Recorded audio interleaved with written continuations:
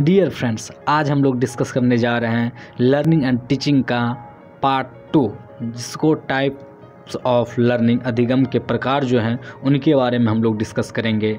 जैसा कि आपको पता है कि पहले मैंने इनका पार्ट 1 जो है वो अपलोड कर दिया गया है इस चैनल पे। अगर वो पार्ट आप नहीं देखे हैं तो सबसे पहले आप उन पार्ट को जाके देखें और कुछ सीखें, क्योंकि ये उसमें जो है पार्ट 1 में लर्निंग का कॉन्सेप्ट और जो मीनिंग है उनके बारे में डिस्कस कर दिया गया है। डिफिनेशन क्या होता है, हर एक चीज़ को अच्छे से उसमें पहले डिस्कस कर दिया गया है, जो कि आपके एग्ज़ाम पॉइंट ऑफ व्यू से बहुत ही इम्पोर्टेंट है।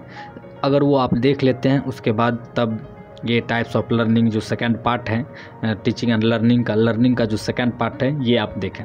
चलिए, उससे पहले थोड़ा सा एक सूचना आपको दे देता हूँ। अगर आप चाहते हैं कि इस चीज़ को हम अच्छे से पढ़ें, बीएड के बारे में थोड़ा सा कि बीएड में क्या क्या है, क्या कॉन्सेप्ट है, या फिर क्या किस तरह से सिलेबस है। सिलेबस वाइज ये लगभग सभी यूनिवर्सिटी का एक्चुअली होता है क्या है कि सभी यूनिवर्सिटी में एक ही तरह का सिलेबस होता है, कुछ चेंज होता है। उस सभी को ध्यान में रखकर हम एक टेलीग्राम चैनल बनाए हैं। आपको डिस्क्रिप्शन में उनका लिंक मिल जाएगा, वहाँ से उस लिंक को टच करके आप ज्वाइन कर सकते हैं मेरा टेलीग्राम। वहाँ पे आपको लगभग सभी पीडीएफ मिल जाएगा, और पीडीएफ जो होगा प्रिंटेड होगा, वो हाथ से लिखा हुआ नहीं होगा, वो प्रिंटेड होगा। वहाँ से आप उनको जाके अच्छे से पढ़ सकते हैं, डिटेल्स में जान सकते हैं और अपने नॉलेज में वृद्धि कर सकते हैं। लेकिन अगर आप चाहते हैं कि हम वो नोट्स जो जैसा कि ये मैंने अपने हाथ से लिख के अच्छे से मैंने नोट्स तैयार किया है, और ये इस तरह से मैंने नोट्स बनाया है ताकि आप अगर चाहें तो इसको हूबहू एग्ज़ाम हॉल में लिख भी सकते हैं। लेकिन हम सजेस्ट करेंगे कि आप जाइए, अच्छे से पहले अच्छे से अध्ययन कर लीजिए। सिर्फ आपके लिए एग्ज़ाम क्वालिफाई करना इम्पोर्टेंट नहीं है, थोड़ा सा जानकारी जो होना भी ज़रूरी है, क्योंकि आप जिस चीज़ का तैयारी कर रहे हैं, जो चीज़ आप पढ़ रहे हैं, कल न कल अगर आप बच्चे को पढ़ाते हैं यही सब चीज़ अच्छे से, तो कल वो देश का भविष्य होंगे। वैसे आज आप ही देश के भविष्य हैं, तो अच्छे से आप पढ़िए, वहाँ से भी जाके पढ़ सकते हैं। अगर आप चाहते हैं कि नोट्स बनाना हाथ से खुद से लिख कर, तो आप इसको भी पढ़ के, देख के, या फिर अपने एक अंडरस्टैंडिंग जो होगा पढ़ने के बाद खुद से भी नोट्स बना सकते हैं। ऐसे नहीं तो नोट्स बनाया हुआ है, इसको भी आप चाहे तो लिख सकते हैं। तो चलिए अब स्टार्ट करते हैं इस टाइप्स ऑफ जो लर्निंग है उसके बारे में जानते हैं। पहला जो है वो है गत्यात्मक अधिगम। जो है ये गत्यात्मक अधिगम, इसे क्या कहते हैं, इसे साइकोमोटर्स लर्निंग भी कहते हैं। इस तरह के अधिगम में वे सभी क्रियाएं आती है जिन्हें व्यक्ति जन्म पश्चात कुछ करना सीखता है, जैसे कि चलना। जैसे कोई व्यक्ति का जन्म हुआ तो वो सबसे पहले, मान लीजिए कोई बच्चे का जन्म हुआ तो वो बच्चे सबसे पहले क्या करेंगे, पहले तो वो अच्छे से पलट भी नहीं सकता, वो पलटता है, फिर धीरे धीरे चलता है, पढ़ता है, फिर चम्मच से खाना कैसे खाया जाता है वो सीखता है, फिर धीरे धीरे अगर तैरने की व्यवस्था हो तो तैरने भी सीखता है। मतलब ये जो है गत्यात्मक अधिगम एक तरह से ऐसा है कि जो बच्चे जन्म लेते हैं उनके बाद का जो प्रक्रिया है, जो कुछ करने के लिए सीखता है, उसे ही गत्यात्मक अधिगम कहते हैं। दूसरा देखते हैं टाइप्स ऑफ लर्निंग का जो दूसरा टाइप्स है वो प्रत्याक्षात्मक अधिगम है। इस अधिगम का जो अर्थ है वो अंतर करना होता है। यह अधिगम मानव जीवन के विकास में विशेष महत्व रखता है। जैसे कि आप जान सकते हैं कि भाषा सीखने से पहले उद्दीपक स्थितियों में अंतर करना सीख जाता है, जैसे माँ और अपरिचित व्यक्ति में कि मेरी माँ कौन सा है और अपरिचित कौन है जिसको हम नहीं जानते हैं। बच्चा को आप नोटिस कीजिएगा तो वो अच्छे से देख पाता है कि मेरी माँ कौन सा है। माँ की अगर कोई बच्चा रोने लगे तो आप लोग नोटिस किए भी होंगे कि वो अगर माँ के पास चल जाता है तो रोना बंद कर देता है। तो एक बच्चे को वो धीरे धीरे वो सीखने लगता है कि क्या है नहीं है। फिर चीनी और नमक में अंतर सीख जाता है। दूध मतलब दूध और ठोस खाद्य वस्तुओं में क्या अंतर है वो सीख जाता है। एक तरह से टाइप्स जो है, दूसरा टाइप्स प्रत्याक्षात्मक अधिगम, वो दूसरा टाइप्स में यही सब आता है। अगर तीसरा टाइप का हम लोग बात करें तो वो है वाचक अधिगम। वाचक अधिगम वर्बल लर्निंग जो है अधिगम जो है मानव जीवन के लिए अत्यंत महत्वपूर्ण है, क्योंकि इसके अंतर्गत शब्दों, संकेतों तथा चिन्हों से सीखना शामिल होता है। जैसे आप वाचक अधिगम मतलब हुआ कि जिसमें कि इसके अंतर्गत जो है बच्चे शब्दों को और संकेत, जैसे कोई बच्चे को आप लोग सिखाते होंगे, अगर बहुत सारे इसमें से हैं जो कि माँ भी है, मतलब एक बच्चे की माँ भी होगी, या फिर बहुत सारे दोस्त ऐसे होंगे जो कि अंकल बन चुके होंगे या फिर आंटी बन चुके होंगे। ऐसा हो सकता है या फिर नहीं भी हो सकता है, लेकिन आस पड़ोस के बच्चे को भी आप नोटिस करते होंगे, देखते होंगे कि वो किस तरह से बच्चे को पहले सिखाया जाता है कि ये आँख है, ये कान है, ये मुंह है, ये माँ है। संकेत से या फिर शब्दों से, उन्हें चिन्हों से सिखाना शामिल जो होता है वो वाचक अधिगम में आता है। ठीक। चौथा टाइप्स है सहचारी अधिगम। ये जो है सबसे ज़्यादा बच्चा समूह में सीखता है। सहचारी अधिगम जो है, इसमें बच्चा जो है समूह में सीखता है, अपने साथियों के साथ सीखता है, जो साथियों के साथ क्रिया करता है, उनके खेलों से सीखता है। पांचवा जो है टाइप्स वो संकलनात्मक अधिगम है। संकलनात्मक अधिगम, इसमें जो है बच्चे एक अधिगम अत्यंत छोटी उम्र से शुरू में ही आरंभ हो जाता है। इससे बच्चे में बोध शक्ति, कल्पना शक्ति व चिंतन शक्ति का विकास होता है। ठीक। छठा टाइप में है अनुकरण द्वारा सीखना। अनुकरण के द्वारा, जैसे कि बच्चे जब किसी काम को अपने आप करते हैं तो उससे ज़्यादा सीखते हैं। मतलब कोई भी बच्चा अगर अपने आप करने के लिए उत्सुक होते हैं या फिर करते हैं तो उससे बच्चे जो हैं कुछ ज़्यादा सीखते हैं एज कंपेयर टू कोई अगर उन्हें सिखाए, जिसे करके सीखना कहा जाता है। देखकर इतना नहीं सीखता है जितना कि वो करके सीखता है, उसे ही अनुकरण द्वारा सीखना कहा गया है। उसके बाद आता है कि समस्या समाधान अधिगम। इसमें जो है इस प्रकार के अधिगम में समस्या का समाधान करने की योग्यता विकसित हो जाती है तथा सही अनुक्रिया का चयन करने की क्षमता का भी विकास हो जाता है। ये समस्या अधिगम समाधान अधिगम कहलाता है। अब दूसरा टाइप्स जो है वो कार्य है, ये लर्निंग का क्या टाइप्स है। फैक्टर अफेक्टिंग ऑफ लर्निंग जो है, अधिगम को प्रभावित करने वाले कारक जो है उनके बारे में डिस्कस कर लेते हैं। इनके जो है मुख्यतः 3 कारक हैं, जो कि अभिकर्ता से संबंधित कारक है, दूसरा है शिक्षक से संबंधित कारक और तीसरा है पर्यावरण से संबंधित कारक। अगर पहला हम देखें कि अभिकर्ता से संबंधित कारक कौन कौन से हैं, तो उसमें सीखने की इच्छा शक्ति के बारे में बताया जा रहा है। अधिगम सीखने वाले की एक इच्छा शक्ति पर बहुत अधिक निर्भर करता है। अगर कोई विद्यार्थी सीखने के लिए इच्छुक है तो उसको सिखाना आसान हो जाता है। यदि कोई विद्यार्थी सीखना नहीं चाहता है तो शिक्षक पाठ्य सामग्री और प्रस्तुत के उपयोग से विद्यार्थी के मन में इच्छा शक्ति को उत्पन्न करना चाहिए। ऐसा एक टीचर होने के नाते किसी भी टीचर को समझाने की मदद के लिए उसको किसी एग्जाम्पल के माध्यम से सिखाना आवश्यक होता है। अगर आप टीचर बनते हैं तो किसी बच्चे को अगर आप उनको पढ़ाते हैं, जैसे कि आप मान लीजिए उनको पढ़ाइए कि ये ठोस है, ये द्रव है, ये गैस है, तो बच्चे को दिमाग में उतना नहीं घूमता है कि क्या ठोस होता है, क्या द्रव होता है, क्या गैस होता है। अगर वही चीज़ आप अगर ठोस कोई पदार्थ या कोई ठोस बल्ब है या पत्थर है, उसको ला के दिखाइए, देखो कि ये इस तरह से ये ठोस है। पानी को ला के दिखाइए द्रव, इसको ही द्रव कहा जाता है, तो वो बच्चे कुछ ज़्यादा समझ पाएंगे। तो एक टीचर होने के नाते किसी भी स्टूडेंट को या किसी बच्चे को समझने में इनकी हेल्प करना चाहिए ताकि वो बच्चे अधिक से अधिक सीखे। ये टीचर का करना कर्तव्य है। इसे ही बच्चा अगर नहीं सीख पाता है तो उनको किस तरह से ऐसा सिखाया जाए ताकि उनके अंदर सीखने की इच्छा शक्ति पनपे। ऐसा ये सब जो है टीचर पे निर्भर करता है। चलिए दूसरा जो पॉइंट है बौद्धिक क्षमता। बौद्धिक क्षमता क्या कहलाता है? बौद्धिक क्षमता अधिगम में सकारात्मक रूप से संबंधित है। उच्च बौद्धिक क्षमता वाले बच्चे सामान्य बौद्धिक क्षमता वाले बच्चे की अपेक्षा जल्दी सीख जाते हैं। कुछ बच्चे में ऐसा होता है कि जिसमें कि बौद्धिक क्षमता सकारात्मक होती है, वो बच्चा जो है बहुत ही तेज़ी से कोई भी चीज़ को अट्रैक्ट या फिर अपने आप अचीव कर पाता है, सीख लेता है। लेकिन कोई बच्चे को बार बार समझाने के बाद भी वो थोड़ा लेट से सीखता है। उसमें जो होता है बौद्धिक क्षमता कम होने की वजह से ऐसा होता है। शिक्षक को इसमें यही करना चाहिए, क्या करना चाहिए कि शिक्षक को जो है ध्यान रखना चाहिए कि दोनों क्षमताओं वाले बच्चों के अनुसार ऐसा कुछ सिखाएं कि दोनों बच्चे सीख जाएं।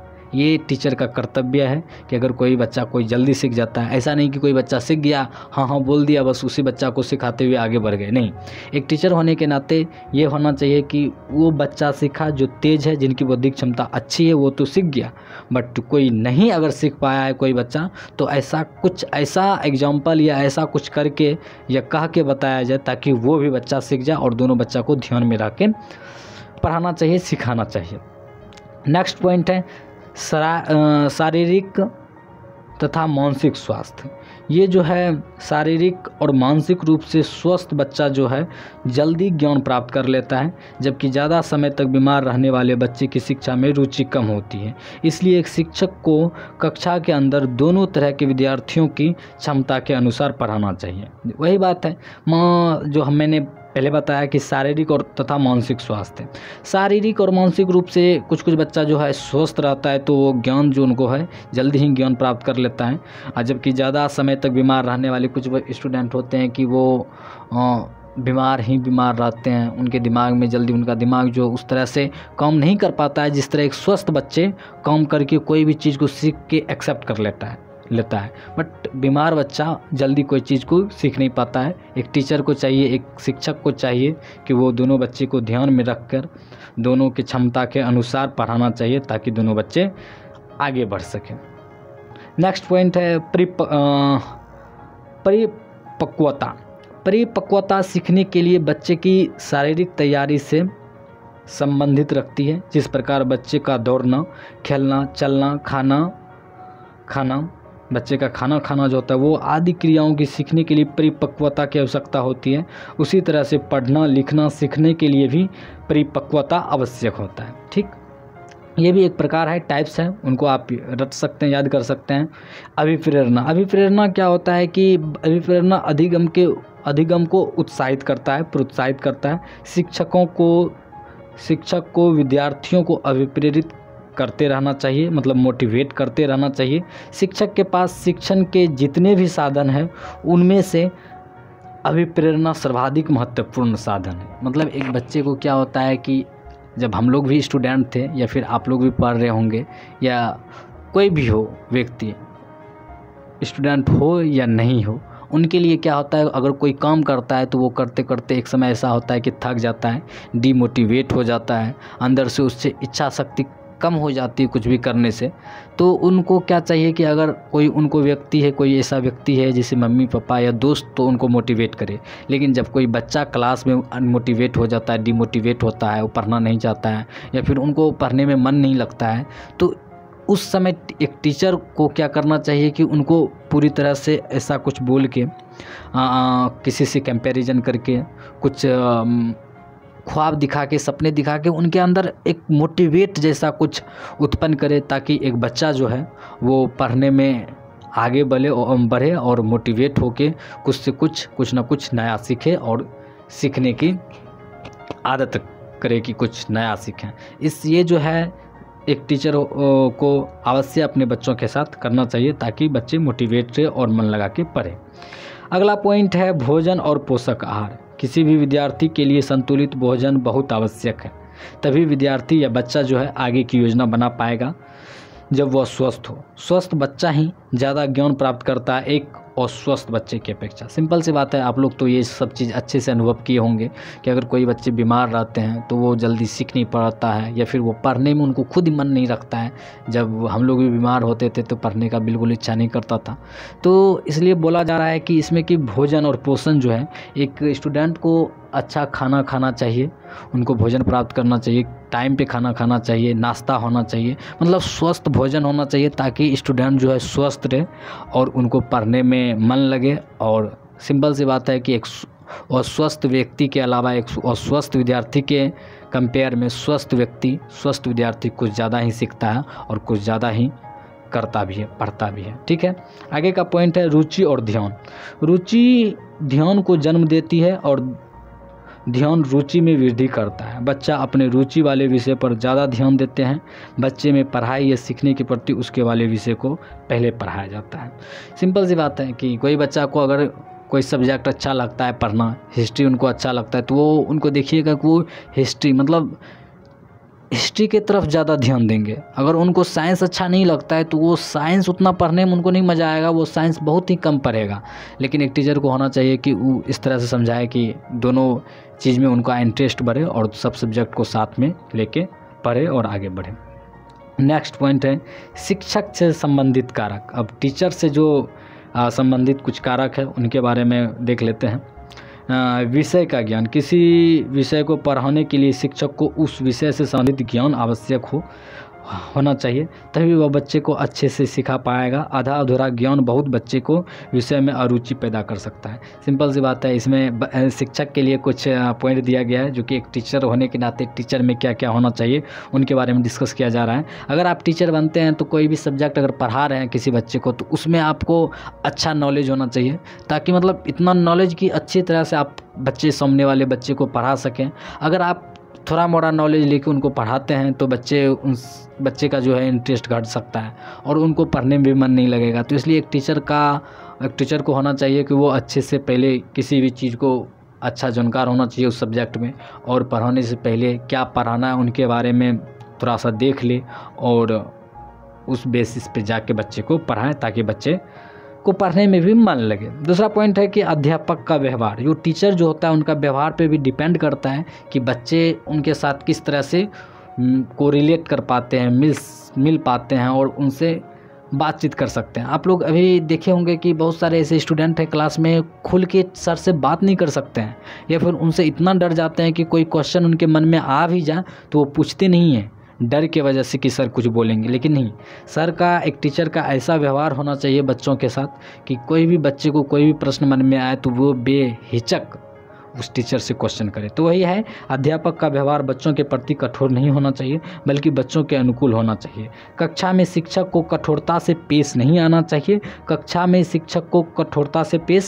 आना चाहिए तथा विद्यार्थी शिक्षक से दूर भागने लगेंगे। अगर ऐसा पेश आता है कोई टीचर की डरा के धमका के रखता है बच्चे को, तो बच्चा उस टीचर के सामने जाने से डरेंगे। इसलिए बच्चे के साथ थोड़ा सा सहचार्य बना के रखे, थोड़ा सा प्यार से पेश आए। लेकिन अब इतने प्यार से पेश नहीं आए कि वो चढ़ जाए। मतलब जिस तरह का मेरा संविधान है, ना तो कठोर है ना लचीला है, जस्ट लाइक दैन स्टूडेंट जो भी है, मतलब टीचर को भी ज़्यादा ना सख्त होना चाहिए स्टूडेंट के प्रति और ना ही लचीला। एक बीच में कोरिलेट करके सहचारी बना के साथ में मिलजुल के उनको पढ़ा दे और अच्छे से वो बच्चे सीख जाए। ऐसा भागने लगेंगे जिससे विद्यार्थी की समस्या का समाधान नहीं हो पाएगा। यही पॉइंट है। इस पॉइंट को अपने अनुकूल भी लिख सकते हैं, अपनी भाषा में भी लिख सकते हैं, कोई ज़रूरी नहीं है कि इसी भाषा का यूज किया जाए। नेक्स्ट पॉइंट है पढ़ने का ढंग और विधि। शिक्षक को पढ़ाते हुए ऐसी विधियों और तकनीकों का प्रयोग करना चाहिए जिससे विद्यार्थियों को सीखने में आसानी हो, और शिक्षक को सरल बनाना ही शिक्षक की जिम्मेदारी है। सिंपल सी बात है। बुक में तो बहुत सारी चीज़ लिखा हुआ है, कोई स्टूडेंट अगर जहाँ इतना समझदार हो तो उस चीज़ को पढ़ के खुद ज्ञान हासिल कर सकता है। लेकिन टीचर के पास क्यों जाता है? टीचर का क्या काम होना चाहिए? टीचर को क्या होना चाहिए कि वो इस तरह से कोई सब्जेक्ट को, कोई चीज़ को पढ़ाए कि सामने वाले को एकदम आसानी से क्लियर हो जाए, स्टूडेंट अच्छे से समझ पाए। और जो भाषा का यूज किया गया है बुक में, वो बच्चा अगर उस भाषा लैंग्वेज को नहीं समझ पाता है तो टीचर का जो कर्तव्य है वो लोकल लैंग्वेज में या फिर एकदम बोलचाल की भाषा में बच्चे को समझाएं, ताकि बच्चे जो है उस भाषा को, उस सब्जेक्ट को अच्छे से समझ पाए। पढ़ाने का जो ढंग विधि है ये एक टीचर पे डिपेंड करता है, जो कि टीचर को अच्छे से आना चाहिए। नेक्स्ट पॉइंट है सीखने की इच्छा शक्ति। विद्यार्थियों को अधिगम कराने के लिए शिक्षक की सीखने की इच्छा शक्ति बहुत ही प्रभावित करती है, और जब तक शिक्षक में सीखने की इच्छा शक्ति नहीं होगी तब तक अधिगम जो है वो इफेक्टिव नहीं होगी। कहने मतलब विद्यार्थियों के इस तरह से रुचि करवा के पढ़ाना चाहिए, इस तरह से उनको उस सब्जेक्ट में इंटरेस्ट पैदा करवाना चाहिए ताकि स्टूडेंट उनके प्रति बहुत ही ज़्यादा अट्रैक्ट हो, आकर्षित हो। अगर वो उस सब्जेक्ट व पढ़ाई के अट्रैक्शन को समझ पाता है या फिर उनके आकर्षित में आ जाता है, तो सिंपल सी बात है, कोई खींचता है किसी व्यक्ति को किसी अपने तरफ, तो वो सीखने में उनका बहुत ही अधिक योगदान होगा और बहुत ही कुछ जल्दी सीख जाएगा। ठीक है। नेक्स्ट पॉइंट है अध्यापक का मानसिक स्वास्थ्य। शारीरिक और मानसिक रूप से स्वस्थ शिक्षक विद्यार्थियों को अच्छे से अधिगम करा सकता है। स्वस्थ शिक्षक नई नई तकनीकों, विधियों का प्रयोग करके विद्यार्थियों का ज्ञान में वृद्धि करवा सकता है। जैसा कि आप लोग पहले पढ़े कि स्वस्थ स्टूडेंट ज़्यादा कुछ सीख सकता है, इसी तरह है कि टीचर का भी मानसिक स्वास्थ्य अच्छा होना चाहिए। वो इस तरह तकनीक का प्रयोग करे कि बच्चा आगे सीख पाए। जिस तरह से आप लोग अभी मान सकते हैं प्रैक्टिकल जिसको बोलते हैं, कभी बहुत सारे ऐसे सब्जेक्ट हैं जिसमें कि प्रैक्टिकल करके बच्चे को सिखाया जाता है, तो टीचर को क्या चाहिए कि बच्चे सामने वाले बच्चे को कैसे समझाएं, सिखाएं कि वो सीख पाए। तो प्रैक्टिकल जो है आजकल बहुत ही सब जगह उपलब्ध करवाया जाता है, और अगर आप टीचर हैं तो प्रिंसिपल से कह के आप मंगवा भी सकते हैं कि ये मुझे तकनीक का व्यवस्था है जिससे बच्चे को हम सिखाने में मदद मिलेगी। आप उन सब चीज़ से हासिल करके और बच्चे को सिखाने में मदद कर सकते हैं, और बच्चे सीख सकते हैं, और आपके प्रति उनका जो आपका कर्तव्य है उनके लिए आप सकुशल कार्य कर सकते हैं। ये हुआ एक अध्यापक का मानसिक स्वास्थ्य अच्छा होना चाहिए। अब थोड़ा सा है जो थर्ड पॉइंट, वो है पर्यावरण से संबंधित कुछ कारक है, उनको देख लेते हैं। सीखने की प्रक्रिया, सीखने की संपूर्ण प्रक्रिया सरल व सुगम होनी चाहिए। अधिगम की संपूर्ण प्रक्रिया में एक शिक्षक पथ प्रदर्शक का कार्य करता है। शिक्षक का विषय संबंधी ज्ञान, विषय वस्तु प्रस्तुति तथा विधि का प्रयोग सीखने की प्रक्रिया को सरलता और कठिनता का निर्धारण करना चाहिए। सिंपल सी बात है कि सीखने की प्रक्रिया में सीखने के क्या कह रहा है ना, इसमें टीचर का एक योग होना चाहिए कि टीचर को एक पथ प्रदर्शक के रास्ते दिखाने के काम आना चाहिए एक टीचर को, और बच्चे किस दिशा की, किस डायरेक्शन के तरफ जा रहा है बच्चा, उसको ध्यान में रख के बच्चे को सिखाने में मदद करे एक टीचर। अब परिणामों की बात करें तो परिणामों का जो ज्ञान होता है, परिणामों का सही ज्ञान होने की सीखने वाला अधिगम में निरंतर सुधार कर सकता है, और अधिगम शिक्षण की संपूर्ण प्रक्रिया में एक कारक प्रोत्साहन की भूमिका भी निभाता है। तीसरा पॉइंट है उचित वातावरण। अधिगम निश्चित रूप से वातावरण को प्रभावित होता है। कक्षा में सफाई, बिजली, बैठने की उचित व्यवस्था, शांति आदि बहुत प्रभावित करते हैं। उचित वातावरण होने से बच्चे की सीखने के लिए मानसिक रूप से तैयार होते हैं। सिंपल सी बात है, अगर स्टूडेंट को किसी क्लास में बैठता है, गर्मी लग रहा है, साफ़ सफाई नहीं है, मक्खी उड़ रहा है, तो इस स्थिति में बच्चे नहीं सीख पाएंगे। उनके लिए आपको चाहिए कि उस वहाँ का वातावरण ठंडा होना चाहिए, पेड़ पौधा आसपास हो, हवा आनी चाहिए, खुली खिड़की होना चाहिए। अगर फ़ैन का व्यवस्था हो, लाइट की व्यवस्था हो तो फ़ैन का यूज होना चाहिए, ताकि बच्चे को अनुकूलता, वो वातावरण मिल पाए, ताकि वो अच्छे से सीख पाए, समझ पाए। ये सब वातावरण बहुत उचित मायने रखता है कि ये सब चीज़ विद्यालय में अवश्य होना चाहिए, और टीचर होने के नाते ये सब चीज़ की व्यवस्था करना और इस सब का ध्यान रखना तो आवश्यक ही आपका फ़र्ज है। नेक्स्ट पॉइंट है अध्यापक की भूमिका। अधिगम की पूरी प्रक्रिया में अध्यापक की भूमिका जो है वो बहुत ज़्यादा होती है। अधिगम तब तक प्रभावशाली ढंग से नहीं हो सकता है जब तक शिक्षक अपनी भूमिका को अपने ढंग से नहीं करते हैं। सिंपल सी बात है कि अगर आप टीचर हैं तो उसमें आपका जो है भूमिका अच्छा होना चाहिए, अच्छे ढंग से हर चीज़ को प्रभावशाली रूप से पढ़ाना, सिखाना और देखना चाहिए। ये चीज़, ये आपका भूमिका अवश्य है। अगर हम लोग अब इतना सब कुछ पढ़ने के बाद अगर हम लोग निष्कर्ष की बात करें, कंक्लूजन की बात करें, तो उसके लिए सबसे अच्छा निष्कर्ष जो है ये है कि अतः निष्कर्ष द्वारा कहा जा सकता है कि अधिगम एक ऐसी प्रक्रिया है जिसके द्वारा किसी भी व्यक्ति अपने वातावरण और आस पड़ोस से बहुत कुछ सीखता है। अगर वह अधिगम सही दिशा में किया जाए तो व्यक्तित्व का निखार देता है और व्यक्तित्व बहुत आगे दूर तक बढ़ सकता है, और वो लाइफ में बहुत कुछ अचीव कर सकता है, और इस देश के सहयोग में उनकी बहुत बड़ी भूमिका अदा कर सकती है। ये आज की जो है लेक्चर इसी जगह समाप्त होती है, और ये लेक्चर आपको कैसी लगी कमेंट बॉक्स में अवश्य अपनी सुझाव दें, और आपसे रिक्वेस्ट है कि इस चैनल को अवश्य आप सब्सक्राइब कर लें, क्योंकि इस चैनल पे आपको इसी तरह हाथ से लिखा हुआ नोट्स प्रोवाइड किया जा रहा है, और पूरी एकदम सिलेबस वाइज अनुसार सजा के उस हिसाब से यहाँ नोट्स प्रोवाइड की जाएगी। लगभग 3 चैप्टर का चाइल्डहुड एंड ग्रोइंग आपका अपलोड कर दिया गया पूरी तरह से। उसके बाद जो आता है कंटेम्प्रोरी इंडिया एंड एजुकेशन, उसकी भी पूरी तरह से PDF अपलोड कर दी गई है। अभी चल रहा है learning and teaching and learning का। उसके बाद जो आने वाली जो है 2-3 पॉइंट्स से 2-3 सब्जेक्ट जो है जो कि सिलेबस में दिया गया है, उन सभी को बहुत ही अच्छे ढंग से यहाँ पे डिस्कस किया जाएगा और आप लोगों के लिए नोट्स प्रोवाइड किया जाएगा। इसलिए आप लोगों से रिक्वेस्ट है कि इस चैनल को सब्सक्राइब कर लें, वीडियो को लाइक कर लें। अगर अपने दोस्त है किसी को कुछ हम पहुँचाना चाहते हैं तो शेयर भी कर सकते हैं, और अवश्य रूप से इस चैनल को आगे बढ़ाएं। आप ही लोग से ये चैनल चलने वाली है, और हम भी आपको जैसा कि अभी इस सिलेबस के अनुसार था कि मोटिवेट स्टूडेंट को जिस तरह मोटिवेट रहना आवश्यक, उसी तरह हम लोगों के लिए भी मोटिवेट आप लोगों का वो व्यू ही और चैनल का आगे बढ़ना ही हमको मोटिवेट करता है। अगर ये चैनल आगे बढ़ता है तो हम भी मोटिवेट होकर कुछ नया नया तकनीक अपना के इस चैनल को ग्रो करने में मदद करेंगे, और हम भी मोटिवेट होंगे ताकि आप लोगों के लिए कुछ नया कर पाएँ और कुछ नया सिखा पाएँ। अगर आपको वीडियो अच्छी लगती है तो ज़रूर अपनी राय कमेंट बॉक्स में अवश्य दें। Thank you so much, take care and bye bye. Last में एक चीज़, आप ज़रूर अपना ख्याल रखें और अपनों का ख्याल रखें, महिलाओं के प्रति प्यार का भाव रखें, सबका रिस्पेक्ट करें, उनकी आदर करें और सम्मान करें। Thank you so much.